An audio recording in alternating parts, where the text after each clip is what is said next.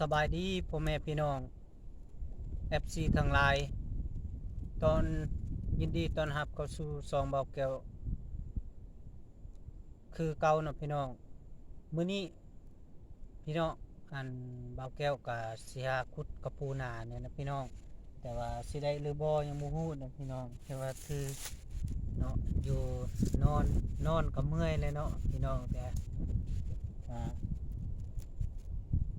คิดอย่างหนึงก็บ่มีของกินมื้อแลงเนาะพี่น้องก็เลยสอกขุดกระปูจักหน่อยเนาะพี่น้องได้หรือบ่ยังบ่ฮู้แต่ว่าเบาแก้วก็กำลังสิไปหาขุดอยู่เนาะกองแล้วก็มีเสียมเนาะพี่น้องว่าโอเคพี่น้องคือว่าติดตามเบิ่งนำกันเนาะ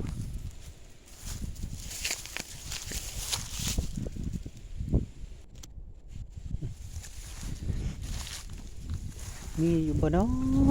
ปูยันแต่บ่มีเนาะพี่น้องมีแต่ตูควายบักใหญ่ควายก็หลายๆโตอยู่ดอกนี่เข็มนองพี่น้องน้องสะเขาเจ้ากระปูก็สิบ่มีดอกแต่ว่าเลาะซองเบิ่งมีขุดบ่มีแล้วก็ย่างเลาะนี่แหละ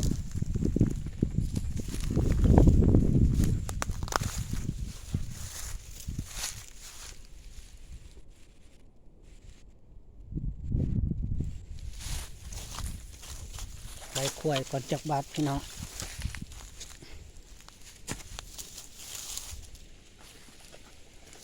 ยานเนาะ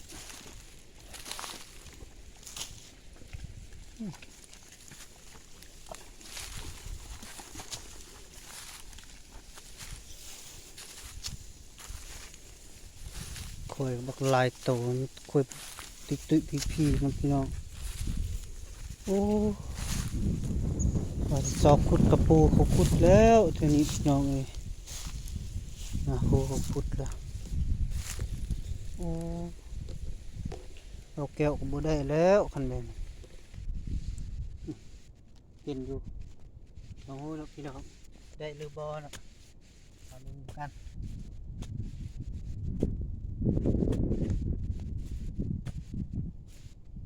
โอ้เลิกเลย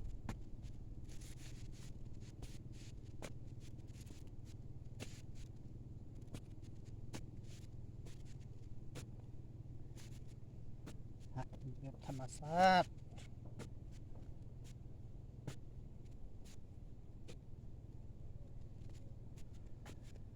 เลิกได้บ่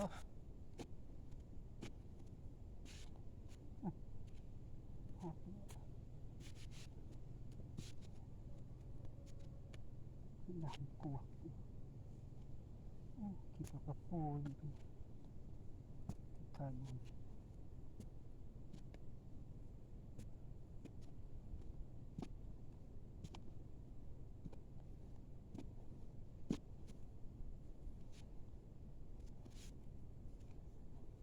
บ่เห็นงูโอ้บ่ได้ดอกขุดนี่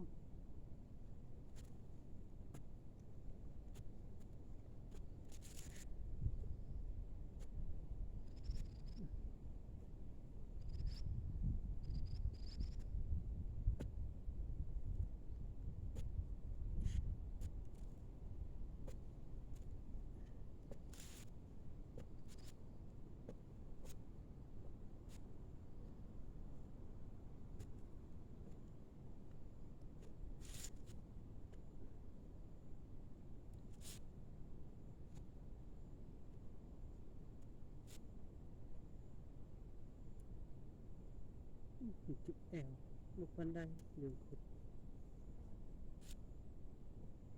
โอ้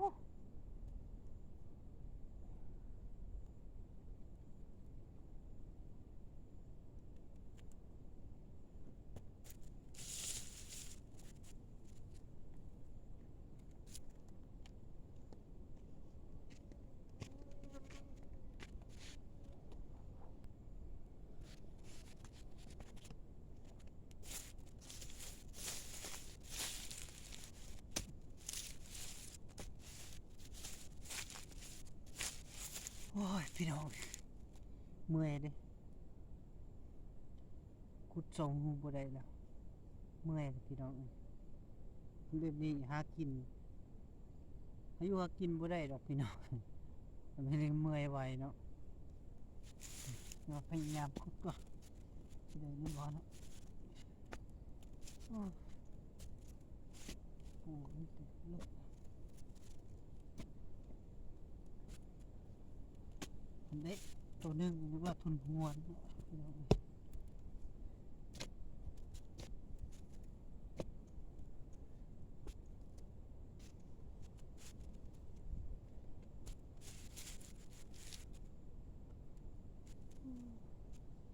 เล็กขนาด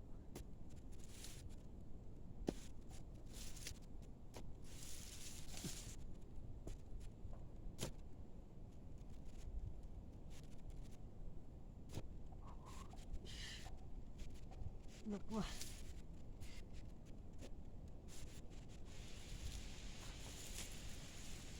ฮ่าฮ่าตกเบิ่งเนาะพี่น้องแง่เบิ่งเนาะพี่น้องไม่นี่ก็สุดอยู่ว่าอุกคุดแล้วรวย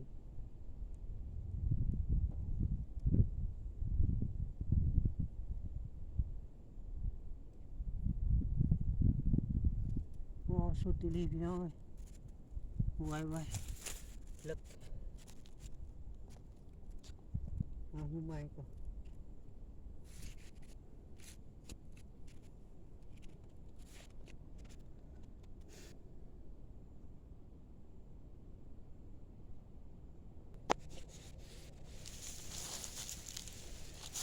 ศอกคูณ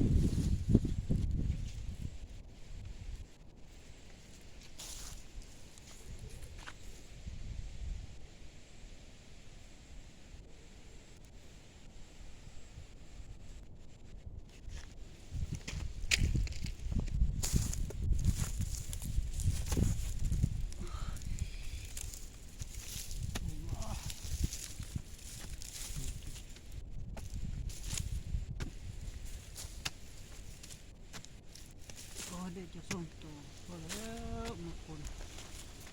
นี้เนาะ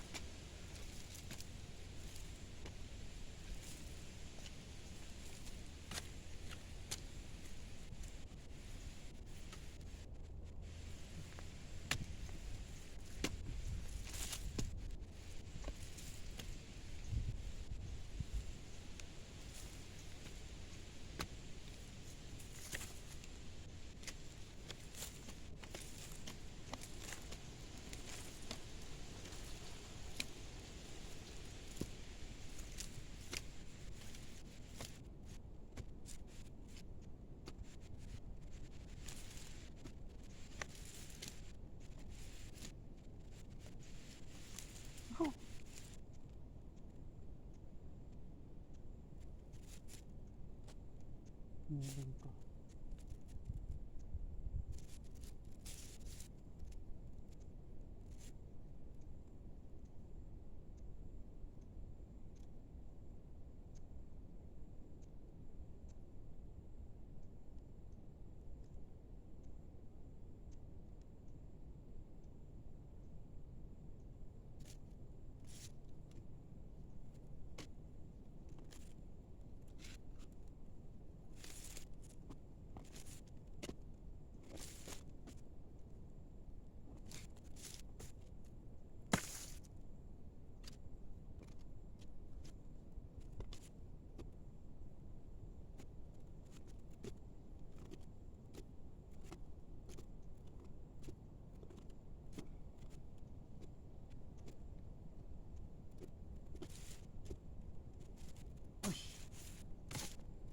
บ่ได้พี่น้องเอ้ยมันเป็นน้ำเสียม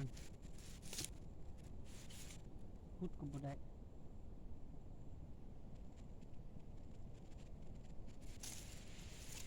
มันเป็นน้ำโทรศัพท์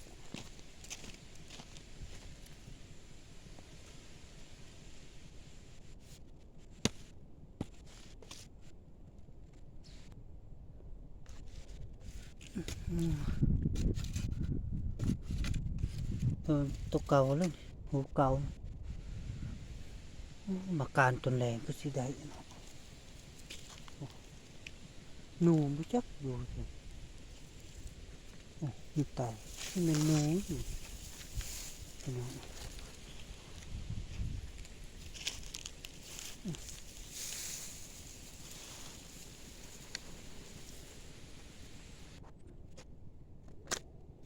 แมงจุดจีนะพี่น้อง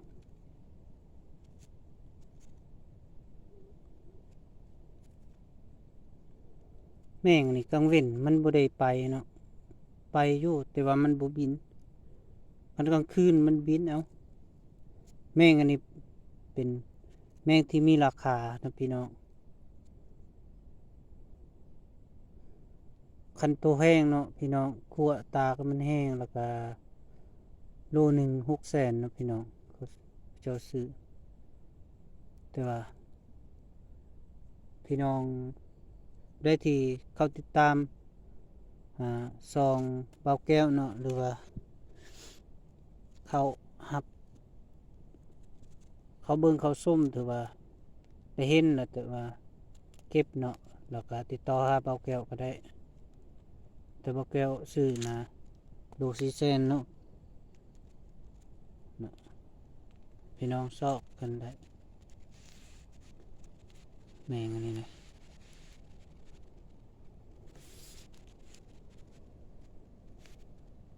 อันนี้คือแมงจุดจี้เนาะพี่น้อง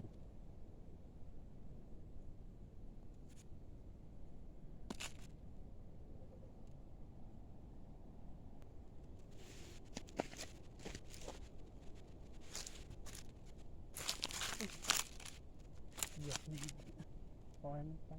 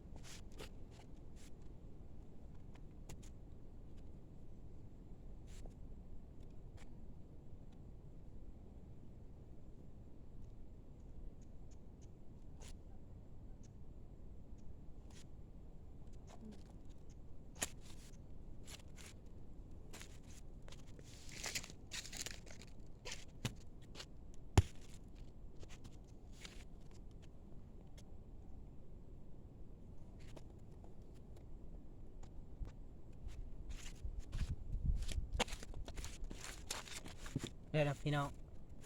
ได้2-3ตัวได้หลายว่าพอกินแมลง